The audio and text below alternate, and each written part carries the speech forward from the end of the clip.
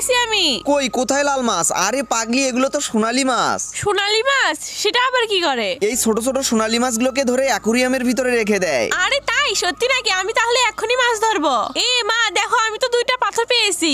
আরে পাগলি, এই ছোট মাছ কি হাত দিয়ে ধরা যাবে নাকি? তাহলে কি করব? আমার কাছে একটা বুদ্ধি আছে, চলো বাড়িতে গিয়ে ফাঁদ বানাবো। এই তো এই প্লাস্টিকের ঝুড়িগুলো দিয়ে সুন্দর মাছ ধরার ফাঁদ বানানো যাবে। নেট কেটে উপরে লাগিয়ে নেই। আরে তুমি এটা কি তৈরি করলে? এটাই তো মাছ ধরার আসল ফাঁদ। এর ভিতরে ছোট ছোট সোনালী মাছ ঢুকবে।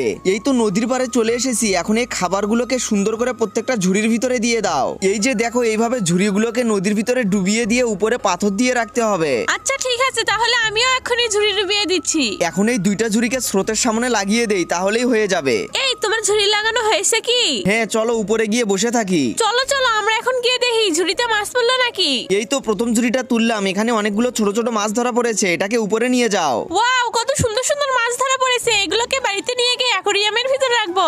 চলো চলো ঋতু, তাড়াতাড়ি নিয়ে যাই। অ্যাকোরিয়ামের ভিতর ছেড়ে দিলাম, দেখেছো কত সুন্দর লাগতেছে।